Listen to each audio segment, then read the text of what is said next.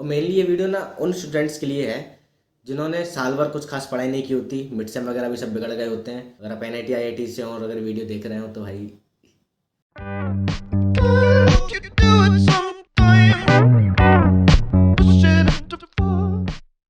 Welcome friends. आज इस video में हम डिस्कस करेंगे कि कॉलेज के एंड सेम एग्जाम्स को कैसे टैकल करें। तो मेनली ये वीडियो ना कॉलेज के फर्स्ट ईयर स्टूडेंट्स के लिए है, क्योंकि सेकंड ईयर तक आते आते तो हमको पता चल ही जाता है कैसे क्या करना है। पर फर्स्ट ईयर में बहुत कन्फ्यूजन्स होती हैं। फर्स्ट ईयर में हमको नहीं पता होता कि एंड सेम एग्ज़ाम किस तरह के होंगे, क्या हम उसके लिए स्टडी मटेरियल फॉलो करें, एंड सेम एग्ज़ाम का कितना क्या वेटेज होता है हमारे CGPA में, और बाकी हमारे मिड सेम थे जो प्रैक्टिकल एग्जाम्स थे, लैब वर्क्स था, उन सब का क्या एक वेटेज होता है, अटेंडेंस का क्या वेटेज होता है। तो इन सभी डाउट्स को भी हम इसमें डिस्कस करेंगे। और मेनली ये वीडियो ना उन स्टूडेंट्स के लिए है जिन्होंने साल भर कुछ खास पढ़ाई नहीं की होती, मिड सेम वगैरह भी सब बिगड़ गए होते हैं। बट अब एक आध दो हफ्ते बाद हम उनके एंड सेम एग्जाम्स हैं, या कहो कल से ही एंड सेम एग्जाम्स हों, उनको एक बेस्ट स्ट्रेटजी, एक अच्छा क्लीन कॉन्साइज कम से कम मटेरियल, स्टडी मटेरियल, जिससे कि वो अपना बेस्ट एक स्कोर अचीव कर पाए एंड सेम एग्जाम्स में।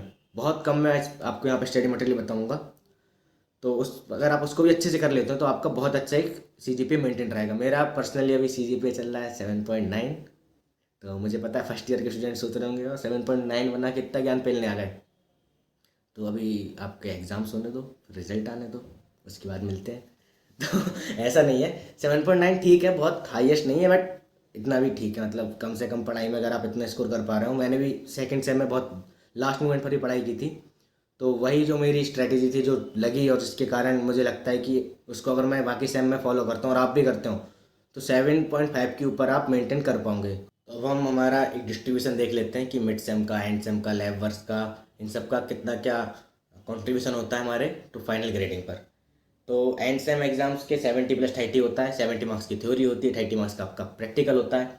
कुछ सब्जेक्ट इसमें प्रैक्टिकल्स नहीं होते, जैसे इंग्लिश है, मैथ्स है ना, तो उसके नंबर नहीं जुड़ेंगे प्रैक्टिकल के, आपके उसके 70 मार्क्स ही जुड़ जाएंगे। ऐसे इंटरनल होता है, इंटरनल में आपके 20 मार्क्स के मिड सेम, 2 मिड सेम होते हैं 10-10 नंबर के, तो वो 20 हो गया। 10 मार्क्स का आपका असाइनमेंट्स और अटेंडेंस, अगर असाइनमेंट नहीं होता तो वो अटेंडेंस के नंबर चले जाते हैं। एंड 20 मार्क्स का लैब वर्क। सिमिलरली जो आपके 20 मार्क्स के मिड सेम थे, अगर बाई चांस आपकी कॉपीज़ वगैरह चेक नहीं हो पाती तो वहाँ अटेंडेंस फिर आ जाती है बीच में और उसके नंबर चढ़ जाते हैं। तो अगर मैं सिंपल सिंपल भाषा में कहूँ, जो 50 नंबर हैं वो इंटरनल टीचर के हाथ में, और जो एंड सेम है 100 मार्क्स, वो अभी आपके सामने है। इस 50 नंबर में आपके जो इंटरनल वाले हैं इसमें आपकी इमेज वगैरह भी इफेक्ट कर जाती है। अगर टीचर के सामने इमेज अच्छी है तो बढ़िया नंबर मिल जाते हैं, और इमेज ख़राब है तो फिर इंटरनल तो आपके समझो गए। आप मिड सेम दे दो, कुछ भी दे दो, वो फिर नहीं आ पाते नंबर। तो चलो वो सब ठीक है। And same 100 marks, high weightage. और अगर बाई चांस आपके मिड सेम में अच्छे नहीं आए, साल भर अटेंडेंस भी शॉर्ट रही, आपसे बहुत गलतियाँ हो गई, आप नहीं पढ़ पाए, कुछ भी रहा, तो एंड सेम आपके लिए ना एक बहती गंगा की तरह है, जहाँ पे आप अपने सारे पाप धो सकते हो। तो एंड सेम सामने, उसके लिए हम स्टडी मटेरियल अब डिस्कस कर लेते हैं इसके बाद। तो स्टडी मटेरियल डिस्कस करने से पहले एक छोटा सा डिस्क्लेमर, कि ये भी जो सजेशन स्टडी मटेरियल स्ट्रेटेजी में बता रहा हूँ, ये मैं मेरे पर्सनल एक्सपीरियंस के बेसिस पर बता रहा हूँ। और ये मेनली ना Tier 3 कॉलेजेस पर ही अप्लाई करेगी। NIT IIT में कैसा क्या होता है, अगर आप NIT IIT से हो और अगर वीडियो देख रहे हो तो भाई क्या कर रहे हो, जाके पढ़ाई लिखाई करो, अच्छे से पढ़ो भाई, मन लगा के। ये Tier 3 वालों के लिए है, जिन्होंने साल भर पढ़ाई नहीं की और लास्ट मोमेंट पर अच्छा स्कोर करना है। तो और ये मेरे पर्सनल एक्सपीरियंस के बेसिस पर है। मेरा सेकेंड जो सेमेस्टर था, मैंने उसमें लास्ट एक आध हफ्ते पहले ही से ही पढ़ाई स्टार्ट की थी, और ठीक ठाक चले गए थे, उम्मीद से काफ़ी ज़्यादा अच्छे।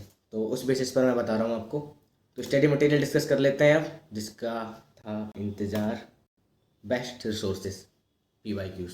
सबसे फर्स्ट, सबसे पहले आपको क्या करना है, आपने कोई भी एक सब्जेक्ट लिया, फॉर एग्जांपल मैथ्स लिया, उसके हमने पहले कॉन्सेप्ट्स को पढ़ा यूट्यूब से, कहीं से भी, उसमें कुछ क्वेश्चन वो वहीं कराएंगे, वो सब कर लिए। देन उसके बाद एक्स्ट्रा क्वेश्चन के लिए अपन को कहीं और नहीं जाना है। इस 5 ईयर्स की PYQs किए, उनको अच्छे से रिवाइज किया। अगर आप सिर्फ PYQs ही कर लेते हैं ना, तो आप तैयार हो अपने एंड सेम एग्जाम्स के लिए, क्योंकि मोस्टली तो PYQs से एग्जैक्ट क्वेश्चन उठ कर आ जाते हैं, या तो उसमें जो टॉपिक से क्वेश्चन आ रहे हैं उन्हीं से क्वेश्चन आते हैं। तो मतलब अगर आप PYQs भी 5 साल के कर लेते हैं ना, तो एंड सेम के लिए काफ़ी अच्छी प्रिपरेशन हमारी हो जाती है। फिर भी फॉर एग्जांपल मैथ्स या किसी में आपको लगता है थोड़ा और एक्स्ट्रा देखना है, तो आप कुछ बुक्स आती हैं स्पेशल, शिवानी करके, जैसे RGP यूनिवर्सिटी के लिए शिवानी आती है, वो बुक्स भी रेफर कर सकते हो। बट PYQs के बाद ये गलती मत करना, PYQs से पहले चले जाओ। तो मैंने एक सब्जेक्ट में ऐसा कर लिया था, मैंने सोचा PYQs को लास्ट मोमेंट पर देखूंगा, और मैं नहीं देख पाया। तो फिर मैंने डायरेक्ट रिजल्ट देखा अपना, तो वो गलती नहीं करना है ना, PYQ सबसे पहले करना है, वहीं से क्वेश्चन उठ कर आते हैं।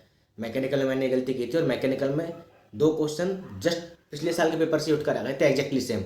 और 2 क्वेश्चन उठ कर आए मतलब 2 नहीं, 4 क्वेश्चन उठ कर आए। मैं बताता हूँ कैसे। अभी जो आपका अपना एग्जाम पैटर्न होता है ना, उसमें एक क्वेश्चन में 2 क्वेश्चन होते हैं, और 2 क्वेश्चन उठ कर आ गए मतलब एग्जैक्टली 4 क्वेश्चन उठ कर आ गए थे जस्ट पिछले साल के पेपर से। तो PYQs बहुत पावरफुल रिसोर्स है भाई, उसको बिल्कुल अंडरस्टिमेट नहीं करना इस टाइम पे। सबसे पहले वही करना है, पिछले 5 साल का तो कर ही लेना है। अब हम एक बार पहले पेपर देख लेते हैं कि पेपर किस पैटर्न पे आता है। हर एक मॉड्यूल से ना 2 क्वेश्चन होते हैं, और उसके बीच में एक और होता है, या तो क्वेश्चन 1 करना है या तो क्वेश्चन 2 करना है। और उस हर एक क्वेश्चन में भी 2 क्वेश्चन होते हैं, तो मतलब टोटल एक मॉड्यूल से 4 क्वेश्चन आते हैं।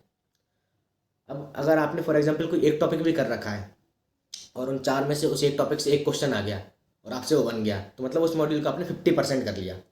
100% मार्क्स में से आपने 50% स्कोर कर लिए।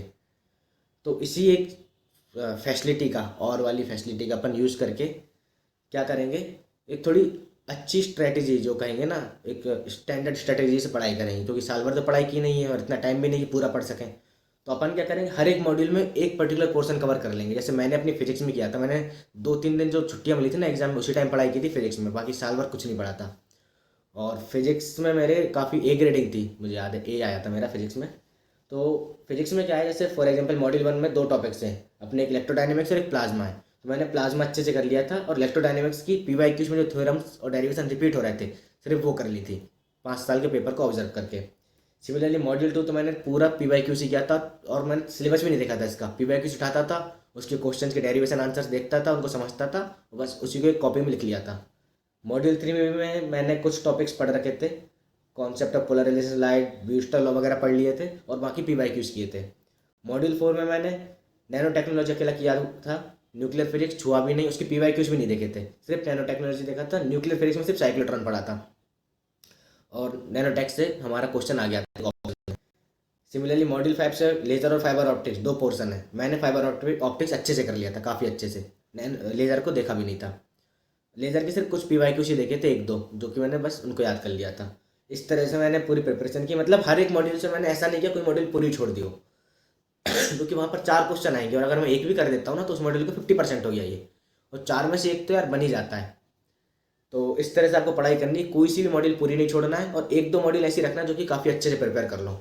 तो इस तरह से अगर आप करोगे ना, तो 70 में से 50 मार्क्स या इवन उससे भी ज़्यादा आप स्कोर कर पाओगे, क्योंकि जो क्वेश्चन बिल्कुल नहीं भी बन रहे हैं उनमें भी हमको 1-2 नंबर मिल जाते हैं, अगर कुछ लिख देते हैं तो, थोड़ा बहुत डेफिनेशन वगैरह।